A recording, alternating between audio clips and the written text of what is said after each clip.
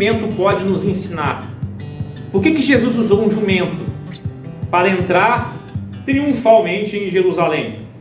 A gente está entrando no capítulo 11, e Jesus ele passou por Jericó, encontrou Bartimeu, mas caminhou 40 quilômetros subindo mais ou menos 1000 metros de altitude a pé. Aí ele para numa cidade chamada Betsaida, e ele vai preparar a sua entrada triunfal em Jerusalém. Vamos lá, Marcos capítulo 11, do verso 1 a 9. Eu coloquei aqui, não sei se está bom para vocês aí, mas quem quiser abrir sua Bíblia, eu estou na NVT, na nova versão transformadora, de uma linguagem mais fácil. Diz assim, Marcos capítulo 11, 1 a 9. Quando já se aproximavam de Jerusalém, naquela caminhada subindo de Jericó, Jesus e seus discípulos chegaram às cidades de Betfagé e Betânia, no Monte das Oliveiras. Jesus enviou na frente 2 discípulos. Vão àquele povoado adiante, disse ele. Assim que entrarem, verão amarrado ali um jumentinho, no qual ninguém jamais montou. Desamarrem-no e tragam-no para cá. Verso 3. Se alguém lhes perguntar o que estão fazendo, diga apenas assim: o Senhor precisa dele e o devolverá em breve. Os 2 discípulos foram e encontraram o jumentinho na rua, amarrado junto a uma porta. Enquanto o desamarravam, algumas pessoas que estavam ali perguntaram: o que vocês estão fazendo desamarrando esse jumentinho? Verso 6. Responderam conforme Jesus havia instruído e os deixaram levar o animal. Os discípulos trouxeram o jumentinho, puseram seus mantos sobre o animal e Jesus montou nele. Muitos da multidão espalharam seus mantos ao longo do caminho diante de Jesus, e outros espalharam ramos que haviam cortado nos campos. E as pessoas, tanto as que iam à frente como as que seguiam, gritavam: Hosana! Bendito é o que vem em nome do Senhor, bendito é o reino que vem, o reino do nosso antepassado Davi, Hosana no mais alto céu. E a galera gritava, foi um alvoroço na entrada de Jesus em Jerusalém, montado num jumentinho. Por que Jesus montou num jumentinho, e não em um cavalo? Por que não em um cavalo? A entrada triunfal de Jesus em Jerusalém é um evento fundamental na narrativa dos evangelhos para a preparação de Jesus para a sua paixão, o seu sofrimento. Então a escolha do jumento em vez de um cavalo ou outro animal de maior porte, majestoso, a escolha desse jumento, ela possui um significado teológico muito profundo, que muitos cristãos não observam, não entenderam. Então a questão do porquê Jesus escolheu esse jumentinho para entrar em Jerusalém vai levar-nos a refletir sobre o cumprimento de profecias, vai levar-nos a refletir sobre a natureza do reino de Deus, vai levar-nos a refletir sobre as frustrações das expectativas humanas sobre o Messias, sobre a expectativa que eles depositam em Jesus, o Messias. A primeira coisa que a gente verá é sobre o cumprimento das profecias. Marcos 11, de 1 a 9, é o cumprimento das profecias de Zacarias, capítulo 9, verso 9, 500 anos antes de Cristo. Diz assim, Zacarias 9, verso 9: Alegre-se, ó povo de Sião. Sião é Jerusalém, é a mesma coisa. Exulte, ó preciosa Jerusalém. Vejam, o seu rei está chegando. Ele é justo e vitorioso, mas também é humilde, e vem montado num jumento, num jumentinho, cria de uma jumenta. 500 anos antes de Cristo. Cumpre-se a profecia. Jesus entra em Jerusalém. Ou seja, Deus planeja detalhadamente o seu plano de redenção e vai cumprindo tudo aquilo que ele disse no decorrer dos séculos, no decorrer dos anos. Jesus não escolheu o jumento por acaso, mas para o cumprimento explícito das Escrituras. E atentar para o cumprimento das Escrituras fortalece a minha e a sua fé. Olha como que Deus planeja e faz, independente dos cenários globais, independente das potências mundiais que surgem e desaparecem, Deus cumpre o seu plano, decreta a redenção, cumpre por etapas e vai cumprir até a concretização real, a finalização do plano de redenção. Outra coisa que a gente aprende é que o jumento tem uma frase aqui, né, de Donald Carson: Jesus ao montar num jumento, eu pulei aqui, não. Jesus ao montar um jumento está cumprindo uma das profecias mais claras do Antigo Testamento sobre o Messias. Não apenas a escolha do animal, mas também a maneira como ele é transportado expressa a chegada do rei que vem em paz, em contraste de um conquistador militar. Sensacional. Outra coisa que a gente aprende com o texto, que o jumento é o símbolo de paz, e não uma carruagem de guerra, um cavalo fortificado de guerra. Quem tinha mais cavalo naquela época era uma nação mais potente. Jesus escolhe entrar num jumento. Cavalo leva ao entendimento de guerra, de domínio, de força, de poder. Jumento, símbolo de paz e símbolo de humildade. Jesus, então, ele não vem travar uma guerra política, mas ele veio trazer paz e salvação para o povo. Olha a mensagem dele montado no jumento. Olha o que essa mensagem passa para nós. John Piper diz o seguinte: Jesus monta um jumento para mostrar ao mundo que o seu reino não vem com glória terrena, mas com a humilhação e a paz que surgem da cruz. Humilhação e paz que surgem da cruz. A cruz é o ápice de sua humilhação. Então ele começa desde quando nasceu em Belém, desde quando foi morar em Nazaré. Ele entra na cidade santa, chamada cidade santa, Jerusalém, e prepara o seu caminho para a cruz, sentado no jumento. Mas também ele revela a glória, a sua glória, que começa a ser anunciada na sua entrada triunfal. Jesus, quando ele escolhe jumento para entrar, ele redefine o que significa ser Messias. Redefine, porque a galera esperava um Messias poderoso militar para destronar Herodes, para destronar o imperador romano da época. Jesus redefine o que é ser Messias, o ungido. Messias no hebraico, Cristo no grego, que significa a mesma coisa, ungido. Então ele vem trazendo paz, não por meio de força, não por meio de guerra, mas ele traz paz por meio do sacrifício. Ele traz paz por meio do perdão aos pecadores. Então, a verdadeira paz, irmãos, que a gente aprende no Evangelho, que Jesus traz, é a paz que traz reconciliação entre Deus e a humanidade, e não guerra entre pessoas, e não guerra entre nações, e não guerra entre partidos, e não guerra entre facções. A verdadeira paz não é por força bruta, mas é por meio do sacrifício e do perdão de Deus por intermédio de Jesus. Essa é a verdadeira paz. É a reconciliação de Deus com a humanidade. Aqui tem uma imagem muito legal, né? Que eu encontrei na internet. Um jumentinho e a galera com ramos, né, saudando o Messias. Tem uma frase que diz assim: Jesus não traz a paz dos governantes terríveis que impõem sua vontade.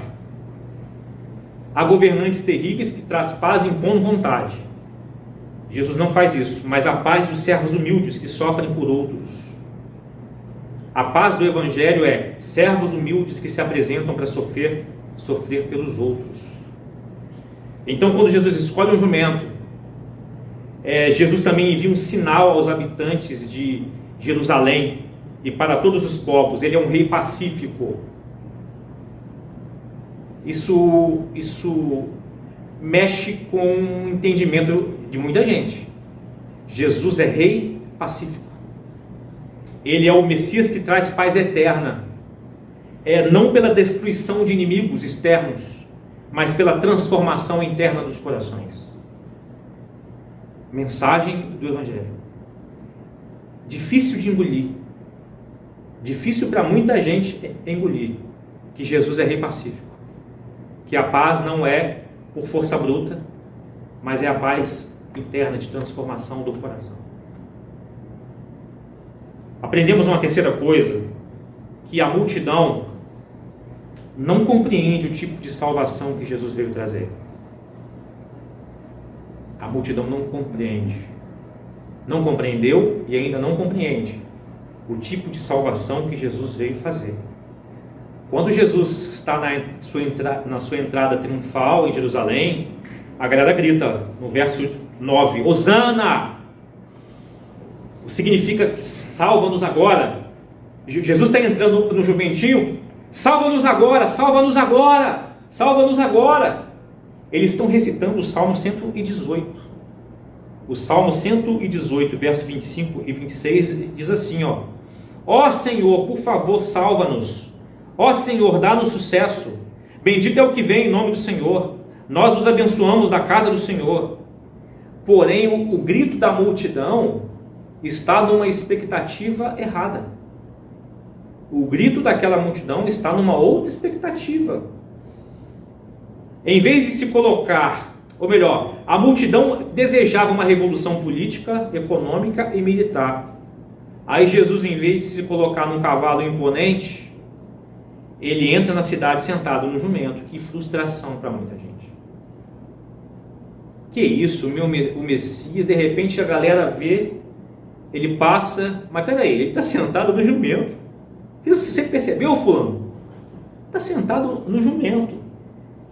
Então, o Jesus está nos ensinando a multidão, que a verdadeira libertação que ele traz não é por opressão política, não é por atos revolucionários, mas a libertação da escravidão do pecado, da escravidão da morte eterna. Então, aplicando para nós, como que a gente deve viver na prática como cristãos? Primeira coisa é, não filie Jesus ao seu partido político e nem à sua ideologia. O pessoal de esquerda coloca Jesus como de esquerda. O pessoal de direita coloca Jesus como de direita. O pessoal de centro coloca Jesus como de centro. E todos eles têm justificativa para colocar Jesus como o representante da sua ideologia. Não faça isso. Não cometa esse erro. João capítulo 18, verso 36 diz, ele disse, o meu reino não é deste mundo. Se fossem os meus seguidores, lutariam. Perceberam isso? Lucas 17, 20 diz, quando virá o reino de Deus? Jesus disse, o reino de Deus não é detectado por sinais visíveis. Não se poderá dizer, está aqui, está ali, pois o reino de Deus já está entre vocês. Vocês precisam receber aqui o reino de paz dentro do coração de vocês. E a missão de Jesus foi única. A única missão de Jesus na terra: libertar pessoas da escravidão, do pecado e da morte eterna. Isso tudo, não é só isso, é isso tudo. Libertar pessoas da escravidão, do pecado e da morte eterna. Quando a gente filia à força Jesus como representante de alguma ideia humana, a gente está tirando a missão de Jesus. A gente está profanando a missão de Jesus. a gente está profanando a nossa missão. Porque ele mostra nessa entrada triunfal em Jerusalém que simplesmente é libertar pessoas do pecado e da morte eterna. Essa é a salvação que Jesus veio trazer. Enquanto a galera, salva-nos, salva-nos, bendito é o rei que vem em nome do Senhor, salva-nos. Não era bem assim, que eu vou provar depois que não era. Que eles estavam com a expectativa equivocada.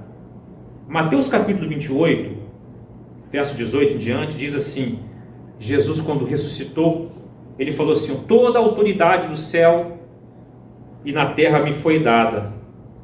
Portanto, vão e façam discípulos de todas as nações, batizando-os em nome do Pai, do Filho e do Espírito Santo.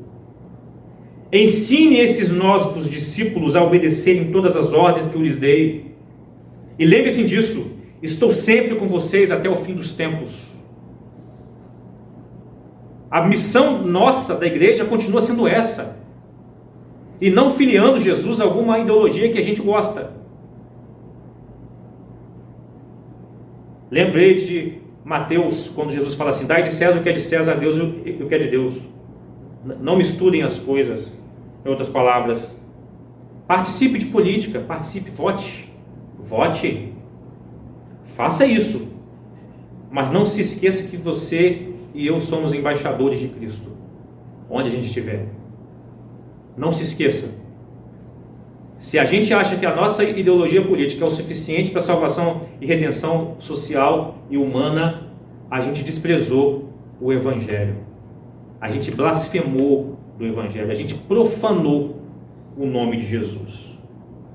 Então, o discípulo de Jesus, embaixador de Cristo, então ele age politicamente, defendendo as suas pautas com discernimento, com crítica à sua própria ideologia, mas promovendo reconciliação.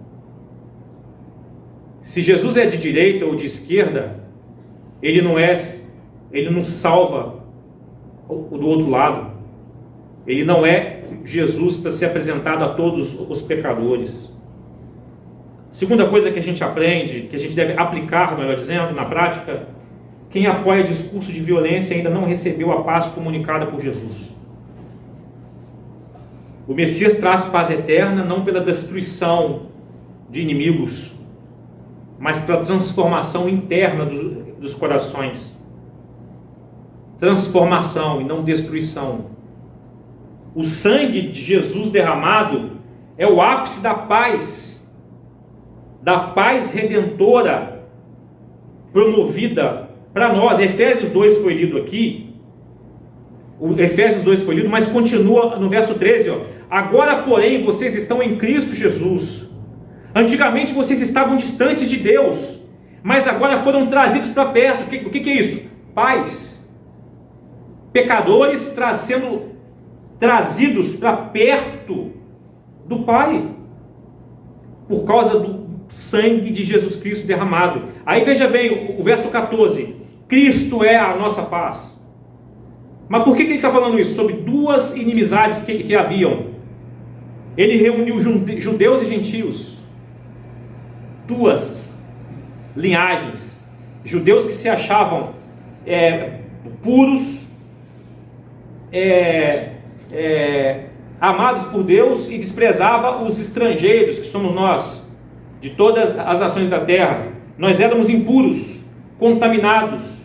Um judeu não podia tocar em você. Se ele tocasse no seu ombro, ele tinha que fazer um ritual de purificação, de tão impuro que você seria. Ele reuniu judeus e gentios em um só povo, ao derrubar o muro da inimizade que separava. Gente, evangelho é para derrubar o muro de inimizade. Por que muita gente, melhor dizendo, cria muro de inimizade em nome de Jesus? Isso é profanação, isso é pecado. Não entendeu? A paz comunicada por Jesus para derrubar muro de inimizade, primeiro entre nós e o Pai, segundo entre eu e você, entre eu e aquele que eu acho mais horrível e desprezível da face da terra. Por meio do Evangelho, é para nos unirmos, é para trazer essa paz, essa união. Então a gente deve olhar sempre para Jesus entrando em Jerusalém sobre um jumento e lembrar da apresentação dele em Jerusalém. E a gente deve subir no jumento também. Eu queria convidar você e eu a subirmos no jumento, descermos de um cavalo de ostentação, de guerra, de opressão, de confusão, e subir também no jumento. Os discípulos de Jesus deveriam andar pela cidade sentados num jumento. Sentido figurado, obviamente, né, galera? Entrar em casas e sentado num jumento. Entrar em casa sentado num jumentinho, em paz. E trabalhar sentado num jumento. Pregar o evangelho sentado no jumento. Já viram gente pregando com raiva? Com raiva de pecador? Mas você vê muita coisa por aí assim. Pregando com raiva do pecador. Pregar o evangelho sentado no jumento. Chegar à comunhão entre nós, cada um sentado sobre um jumentinho de paz, simbolizando paz. Escolha um jumento para você. Outra aplicação que a gente deve fazer é o seguinte: guarde no coração as profecias a respeito do Cristo. Guarde no seu coração essa profecia. As profecias ajudam a olhar o que Deus já fez e o que Deus ainda fará. As profecias nos norteiam no discernimento do andar do mundo.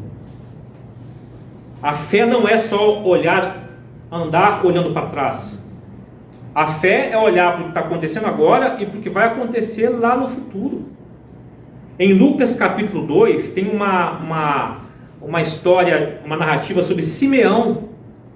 Simeão, ele frequentava o templo, ele era justo, devoto, ele esperava ansiosamente pela restauração de Israel, e o Espírito Santo estava sobre ele. O verso 26 de Lucas 2 diz assim, e lhe havia revelado que ele não morreria enquanto não visse o Cristo enviado pelo Senhor. Quando Jesus nasceu, ele vai lá no templo, pega Jesus, Senhor, agora eu posso partir em paz, eu vi o Messias.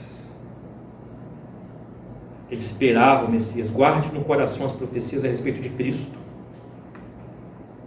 Cristo já veio. Morreu por nós? Morreu.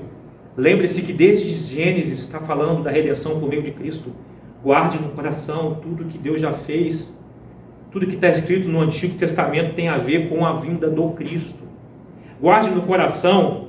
Utilize então, melhor dizendo, utilize as profecias para profetizar a única esperança. Sejamos profetas da única esperança. O falso evangelho diz assim: vire para o seu irmão e profetiza sobre ele, profetiza carro zero, profetiza casa própria, profetiza conta bancária, mas só coisas materiais. Lucas capítulo 1 mostra também Zacarias, cheio do Espírito Santo. Ele profetizou: seja bendito o Senhor, o Deus de Israel. Ele visitou e resgatou seu povo. Ele nos enviou a poderosa salvação da linhagem real do seu servo Davi, como havia prometido muito tempo atrás por meio dos seus santos profetas. Utilize profecias para profetizar a única esperança. Profetizemos as pessoas que o Senhor enviou Jesus. Profetiza para o seu amigo da direita, para o seu amigo da esquerda, para o seu amigo do centro, para o seu amigo de qualquer outra ideologia. O Messias veio. O Messias já veio trazer a paz. O Messias já veio trazer salvação. A transformação é interna. A transformação está aqui no coração. Qual foi a última vez que nós profetizamos assim o Evangelho para um amigo nosso? Qual foi a última vez? Qual foi a última vez que nós profetizamos que o Cristo já veio e ele voltará? Qual foi a última vez que nós profetizamos para um Bartimeu marginalizado? Ou uma Bartimeia marginalizada? Cristo veio, Cristo voltará. Qual foi a última vez? Ou a gente se aproximou do Bartimeu para começar a esculhambar Herodes, começar a esculhambar o imperador romano, começar a esculhambar o aumento dos juros que o Império Romano arrebentava com Israel, com a taxa de imposto, melhor dizendo. Será que a gente está, ao invés de operar como instrumento de Deus a redenção dos Bartimeus e das Bartimeias, a gente está falando o que todo mundo já fala e não traz uma mensagem de paz, de esperança e de redenção?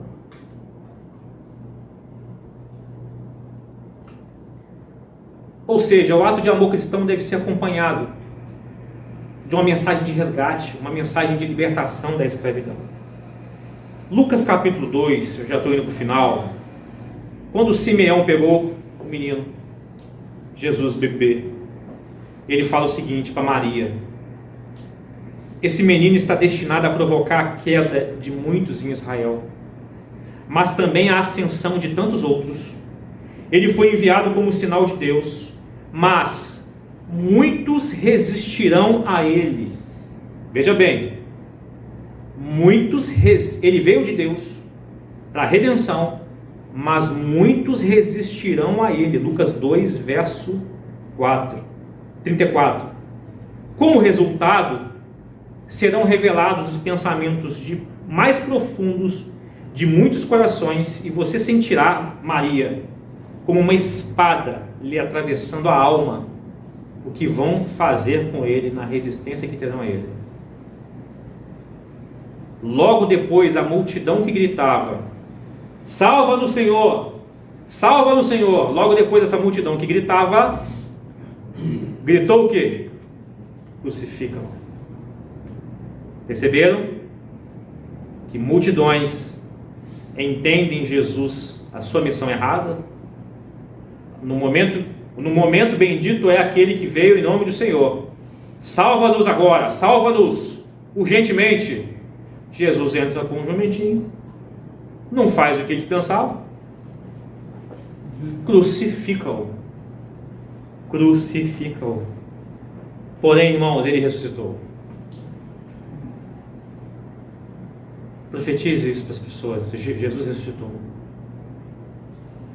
Profetiza que agora ele está sentado num trono. O mundo está aflito, querendo paz e segurança. Mas profetiza que Jesus está assentado no trono. Ele entrou em Jerusalém assentado no jumentinho, melhor dizendo. Agora ele está assentado no trono. A gente cantou aqui: o Pai lhe deu um nome que está sobre todo nome. Sobre todos se terão que se dobrar e dizer que Jesus é o Senhor. Não será dobrar joelho à força não, tá, gente? Deus, o Pai, não vai dobrar à força.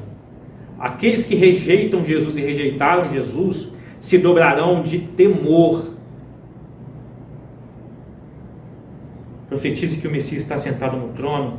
Profetize também, conforme Simeão profetizou, Zacarias profetizou, conforme profetiza também que o Messias se assentará sobre um cavalo. Aí agora mudou a história. Ele entrou em Jerusalém no jumento.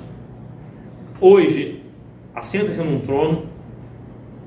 Ezequiel capítulo 1. Ezequiel capítulo 1 mostra, ele aparece sentado num trono para Ezequiel, mas ele se assentará agora sobre um cavalo, no dia que ele combaterá os exércitos que cercarão Israel no futuro próximo. Apocalipse capítulo 19, acho que é o 19, diz que viu o céu aberto, surgiu um cavalo branco. O seu cavaleiro se chama Fiel e Verdadeiro. Ele julgará e guerreará com justiça. Seus olhos eram como chamas de fogo. Em sua cabeça havia muitas coroas. E nele estava escrito um nome que ninguém conhece, a não ser ele mesmo. Ele vestiu um manto encharcado de sangue, e seu nome era a Palavra de Deus. Os exércitos do céu, vestidos de linho mais fino, puro e branco, seguiam-no em cavalos brancos, e de sua boca saiu uma espada afiada para ferir nações. Espada é palavra, tá? A palavra não é a espada de Deus. Às vezes as pessoas têm uma imagem bizarra, né? Saindo espada da boca de Jesus. Não é isso. É um sentido figurado. Pela sua palavra, ele destruiria exércitos de nações rebeldes a Deus e governará com um cetro de ferro, com poder. E no seu manto, na altura da sua coxa, estava escrito, quem lembra? O que estava escrito no seu manto, na altura da coxa? Rei dos reis e Senhor dos senhores. Esse é o Jesus que entrou como um jumento, nasceu em Belém, morou em Nazaré, na cidade mais pobre, desprezível da época, caminhou a pé o trajeto de subida para Jerusalém, passa por Jericó, entra em Jerusalém num jumentinho, hoje está assentado no trono e vai aparecer sentado num cavalo branco, em poder. Ou seja, Jesus frustra todas as ideias redentoras da humanidade. Frustra todas. Quando se pensava que ele chegaria com soberba, chegou em Jerusalém, chegaria com soberba, ele chega o quê? No jumento, chega humilde. Quando se pensava que ele ia entrar fazendo guerra e detonar Império Romano, Herodes e todo mundo e tomar o poder, ele chega promovendo paz e indo para o caminho da cruz. Quando se pensava que salva-nos Senhor, mas numa perspectiva terrena, salva-nos do alto imposto romano, da opressão romana, salva-nos de Herodes, raposa. Tem um texto que Jesus chama Herodes de raposa. Raposa é o significava aquele que roubava. Salva-nos, Senhor. Perspectiva terrena. Jesus vem com perspectiva espiritual. Meu reino não é desse mundo. Então, quando há esperança nos governos poderosos, ele tomará a sua ação final com força e poder.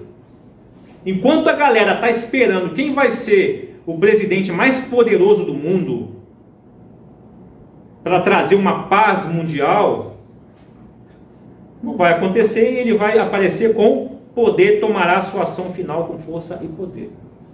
Num cavalo branco agora. E não no jumentinho mais. Irmãos, vivamos o Evangelho da paz. Bem-aventurados os pacificadores. Vivamos o Evangelho. Montemos no jumentinho. Há um jumentinho para cada um de nós montarmos. Leve o Evangelho, leve esse Evangelho. Leve o Evangelho às pessoas, profetize às pessoas que Jesus voltará. A gente tem coragem para fazer isso? Enquanto a pessoa lá da direita está revoltada, e o da esquerda está revoltado, o do centro está sem esperança, e quem vai ganhar é o Trump, ou o Biden, ou a Kamala. Quem ganhar, a minha expectativa é que vai trazer esperança. Leve que o rei que entrou no jumento numa cidade, morreu na cruz e ressuscitou, e sobre ele tem toda a autoridade. Ele é rei dos reis e senhor dos senhores. E nada vai acontecer nesse mundo se não passar pelos seus olhos e pela sua autorização. Não entra na pilha dessa galera, gente. Fale corajosamente do Evangelho. Coragem. Coragem. O Flamengo foi campeão hoje, né? O Flamengo foi campeão hoje. Sim. Amém? Amém. A gente fala do Flamengo e do Evangelho. Verdade. A gente vibra com o Flamengo. Verdade. E do Evangelho. O Fluminense que nunca tinha ganhado a Libertadores, fica falando aí, agora é só pra você. Vibrou com o Fluminense e do Evangelho.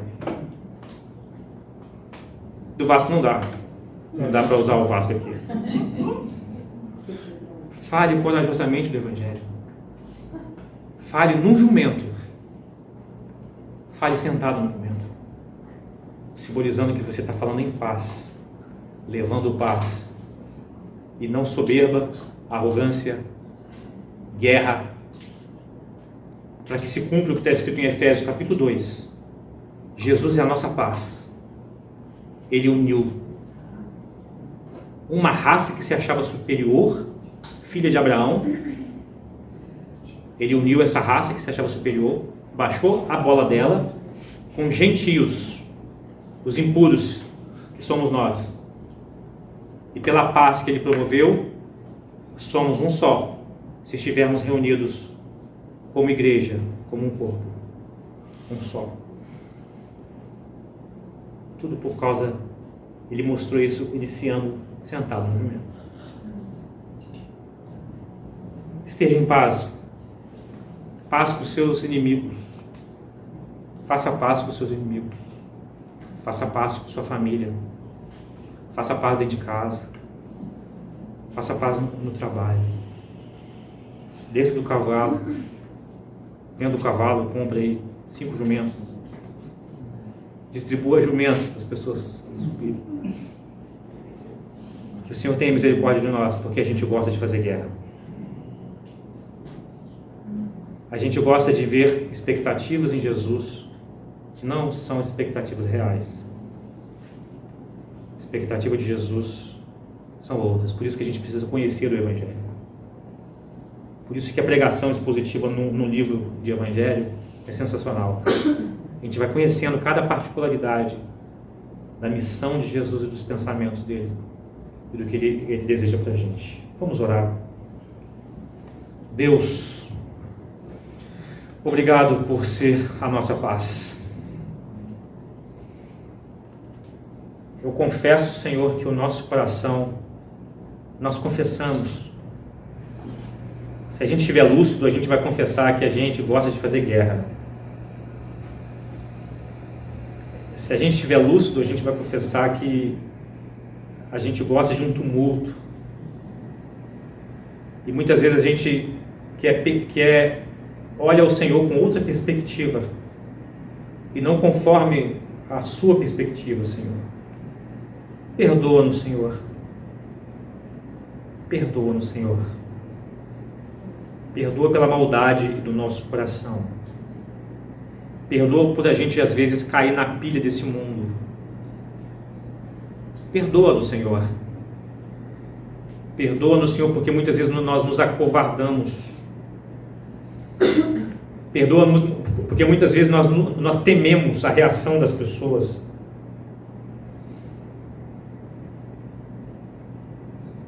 Perdoa porque muitas vezes nós adotamos a filosofia